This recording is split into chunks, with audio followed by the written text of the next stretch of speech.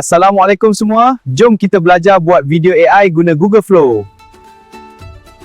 Jangan lupa subscribe, follow dan repost ya. Jom belajar. Naik unta ni seronok, Helang dah join kita. Okay, Assalamualaikum. Okay, hari ni aku akan ajar cara untuk buat video AI menggunakan Flow. Kalau sebelum ni aku ajar menggunakan Grok, G-R-O-K. Tapi hari ni kita try buat guna Flow.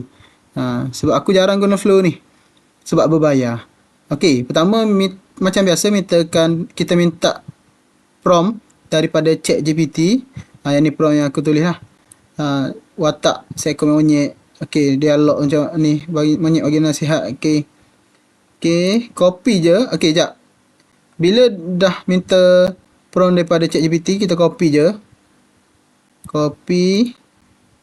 Okey, lepas tu pergi Google, tulis Flow, F-L-O-W, Flow. Pilih yang paling atas ni lah, Google Lab Flow ni. Okey. Okey, tekan create with Flow. Okey, bila keluar paparan macam ni, tambah new project. Okey, bila paparan macam ni, tekan kat bawah ni untuk pilih sama ada nak jana image ataupun nak jana video lah. Aku pilih video, masukkan bahan ingredients dan juga pilih landscape ataupun portrait lah. Okey, untuk ada darab 1, darab 2, kali 3, kali 4 ni, kalau kita tekan darab 1 maksudnya dia hasilkan satu video untuk kita. Kalau 2 video untuk kita. Aku pilih satu je lah sebabnya bagi pengguna Flow yang tak subscribe, yang free punya, dia hanya bagi 100 kredit. Tapi satu video tu dia tolak 20 kredit. Generating will use 20 credits. Maksudnya dia akan tolak 20 kredit untuk satu video lah. Jadi aku pilih satu je lah. Okay, kita masukkan bahan yang kita prompt yang kita copy daripada ChatGPT tadi. Kita tengok hasil dia.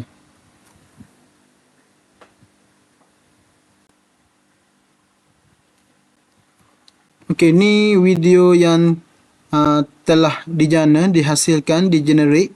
Kita try tekan play. Oi manusia, aku ni monyet pun tahan lapar. Demo tak puasa juga. Malu sikit lah. Oi manusia, aku ni monyet pun tahan lapar. Demo tak puasa juga. Malu sikit lah.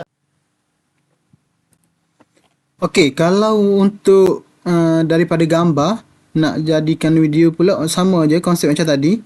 Tekan dekat video, pilih frame. Tekan dekat video, pilih frame. Lepas tu pilih portrait ataupun landscape. Yang ni pilih nak berapa video.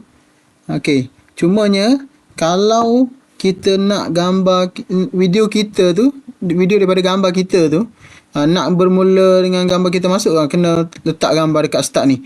Dan kalau kita nak video tu berakhir dengan gambar yang kita nak, kita boleh letak dekat end ni. Sama je. Boleh create sama je. Masukkan prompt, masukkan gambar dulu, gambar bermula, gambar berakhir, dan masukkan prompt. Dan create video. Tu saja, konsep yang sama. Okey, Assalamualaikum.